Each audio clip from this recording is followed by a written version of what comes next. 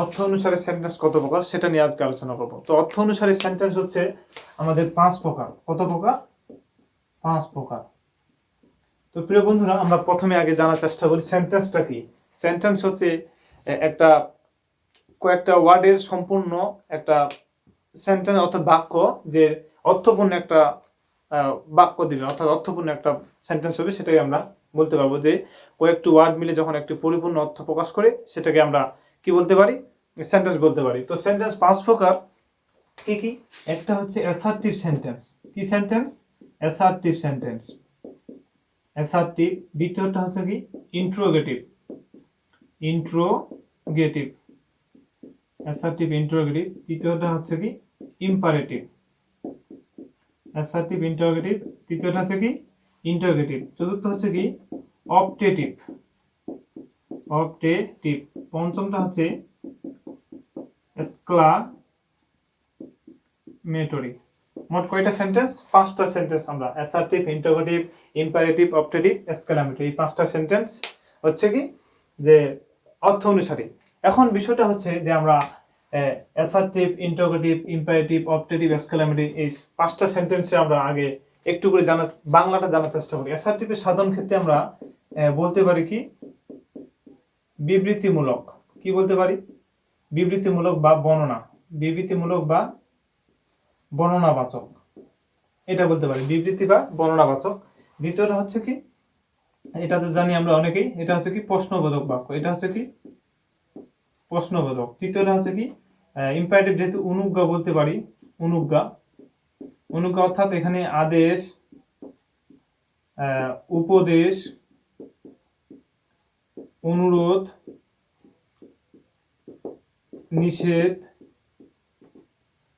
অর্থাৎ এটা আদেশ, উপদেশ, অনুরোধ, নিষেধ, প্রস্তাব, প্রস্তাব বলতে পারি আমরা। এই 5টা মোটামুটি কি ইম্পারেটিভ সেন্টেন্সের আওতায় পড়ে। তারপর হচ্ছে কি? Optative sentence. অপটেটিভ সেন্টেন্সটা হচ্ছে কি? অপটেটিভ সেন্টেন্স এখানে আমরা ইচ্ছা বা প্রার্থনা বোঝাবো। কি বোঝাবে? ইচ্ছা বা প্রার্থনা বোঝাবে। আর এক্সক্লামেটরি তো জানি আমরা বিস্ময় সূচক, যেটাকে আমরা বলি বিস্ময় সূচক, অর্থাৎ এটা হাসি, কান্না, দুঃখ এটা প্রকাশ করে আর কি। তো বিষয়টা কি যে assertive, sentence, interrogative, imperative, optative, exclamatory এই 5টা সেন্টেন্সে আমরা অর্থগুলো জানার চেষ্টা করলাম। এখন আমরা এক একটা করে সেন্টেন্স নিয়ে আলোচনা করব। তো প্রিয় বন্ধুরা, এবার দেখেন অ্যাসার্টিভ সেন্টেন্সে বর্ণনামূলক বা বর্ণনাবাচক যেটা বলি আমরা। অ্যাসার্টিভ সেন্টেন্স সাধারণত আমরা দুইটা জিনিস আগে ব্যবহার শিখবো। একটা হচ্ছে কি? যেটা হচ্ছে ইউনিভার্সাল ট্রুথ, যেটা বলি ইউনিভার্সাল ট্রুথ, অর্থাৎ যেটাকে আমরা বলি চিরন্তর সত্য। কি বলি? চিরন্তর সত্য। চিরন্তর সত্য। একটা হচ্ছে কি? Universal truth. আর একটা হচ্ছে হ্যাবিচুয়াল ফ্যাক্ট। হ্যাবিচুয়াল ফ্যাক্ট অর্থাৎ অভ্যাসগত কাজ। অভ্যাসগত কাজ। তো বিষয়টা কি? অ্যাসার্টিভ সেন্টেন্স সাধারণত এই দুইটা আমরা ব্যবহার করব, ইউনিভার্সাল ট্রুথ এবং হ্যাবিচুয়াল ফ্যাক্ট অর্থাৎ অভ্যাসগত কাজ। আর সাধারণ ক্ষেত্রে আমরা যেমন কি Rahim is a good student, he is a brilliant student, they are working in the field, এরকম সেন্টেন্সগুলো আমরা অ্যাসার্টিভ সেন্টেন্স বলতে পারি। এখন ইউনিভার্সাল ট্রুথ অর্থাৎ চিরন্তন সত্য কোনটা? চিরন্তন সত্য হচ্ছে, যেমন দেখেন চিরন্তন সত্য আমরা বলতে পারি, যেমন ম্যান ইজ মর্টাল বলতে পারি। ম্যান ইজ মর্টাল অর্থাৎ মানুষ মাত্রই মরণশীল। আরো কি কি আছে? যেমন কি দ্য সান, অর্থাৎ কি দ্য ওয়ার্ল্ড বা দ্য আর্থ বলতে পারি আমরা, কি the world, the earth move round in the sun, অর্থাৎ সূর্যের চারদিকে পৃথিবী কি ঘুরে, এই যে একটি চিরন্তন সত্য। আবার যদি দেখি আমরা হ্যাবিচুয়াল ফ্যাক্ট, হ্যাবিচুয়াল ফ্যাক্ট কি? যে অভ্যাসগত কাজ। এটা অভ্যাসগত কাজ আমরা কি বলতে পারি? যে সে নিয়মিত কাজ করে, সে নিয়মিত বাজারে যায়, হি গোজ টু স্কুল এভরিডে, এটা একটা অভ্যাস বা নিয়মিত কাজ বলতে পারি। এগুলো আমরা কি বলবো? অ্যাসার্টিভ সেন্টেন্সের আওতায় প্রকাশ করব।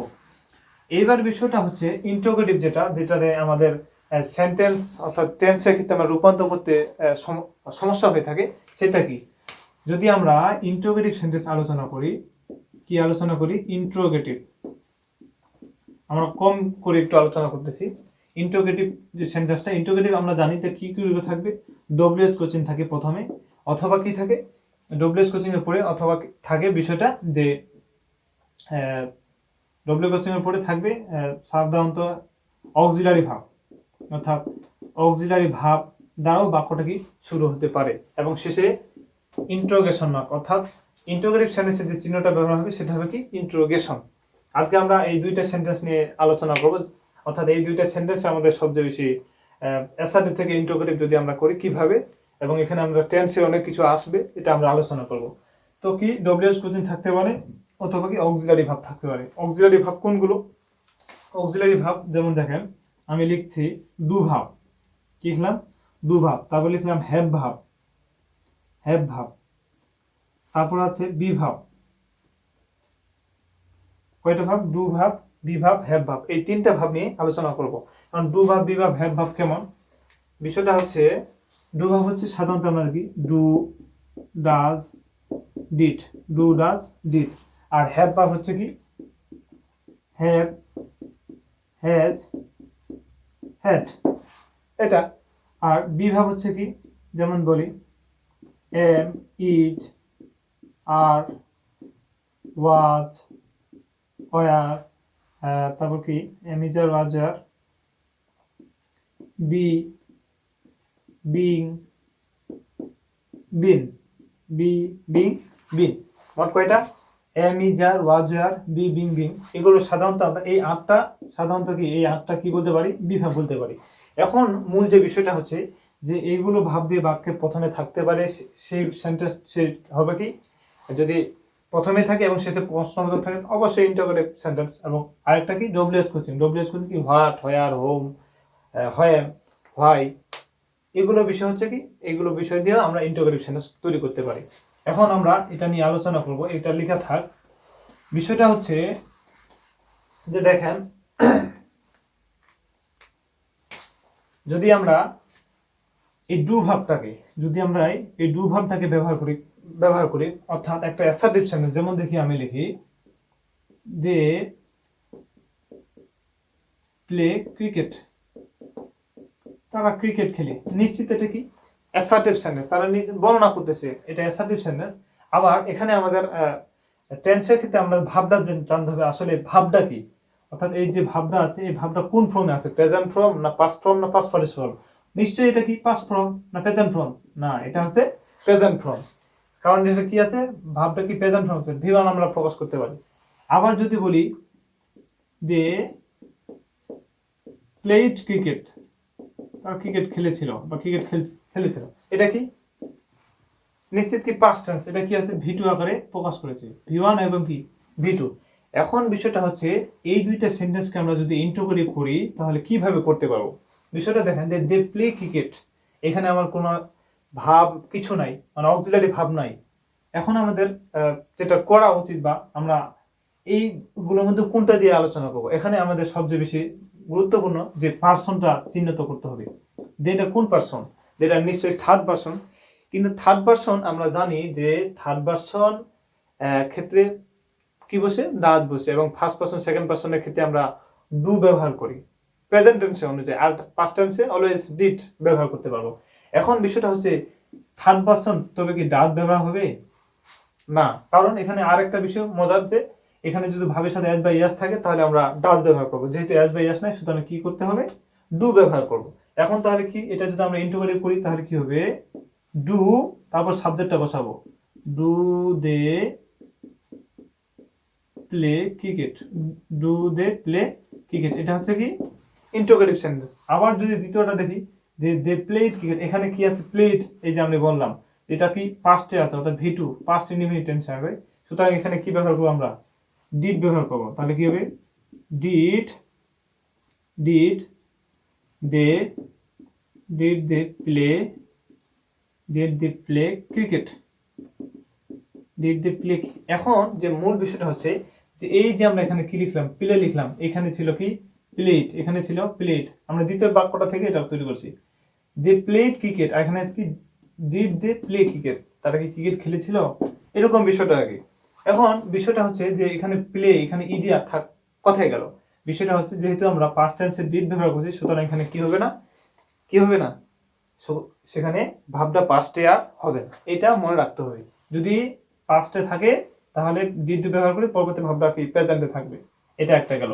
এখানে আমরা যদি এবার এটা ব্যবহার করি, এটা ক্লোজ করি, এবার যদি দেখি যে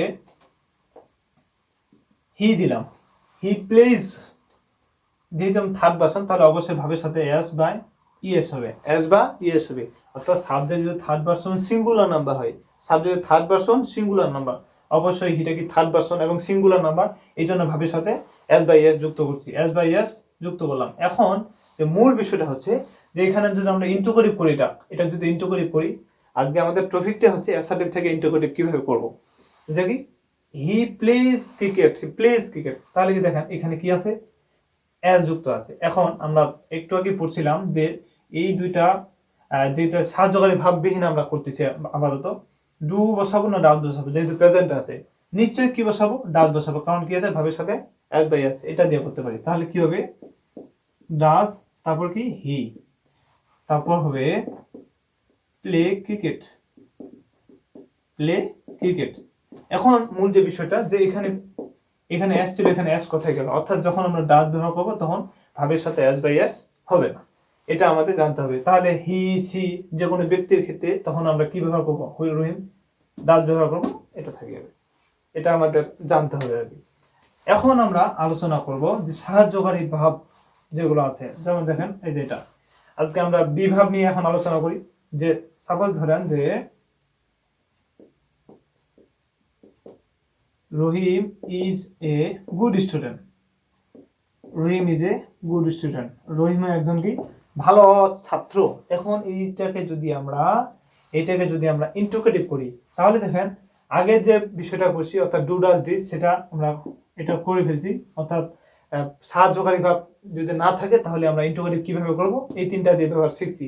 এখন যে আমরা সাহায্যকারী ভাবতে কি আছে, বিটা হচ্ছে সাহায্যকারী অর্থাৎ প্রাইমারি অক্সিলারি যেটাকে বলি আমরা, এখানে অবশ্যই মূল ভাব হিসাবে ব্যবহার করছে, কারণ হি যেহেতু বলবে অন্য কোনো কি নাই, ভাব নাই, বিটা ইজটা হচ্ছে একটা কি মূল ভাব হিসাবে এখানে ব্যবহার করছে। এখন যে Rahim is a good student যেটা বলি আমরা, এখন যে এই ইজটা আছে, তাহলে ইজটা আমরা সামনে ব্যবহার করব আই বড় হাতে, তারপর কি ব্যবহার করব, রহিম, কি ব্যবহার করব, Rahim, is Rahim a good student, is Rahim a কি গুড স্টুডেন্ট, অর্থাৎ রহিম কি ভালো বালক, Rahim is good student, Rahim ভালো বালক, Rahim is Rahim a good student, Rahim কি ভালো বালক।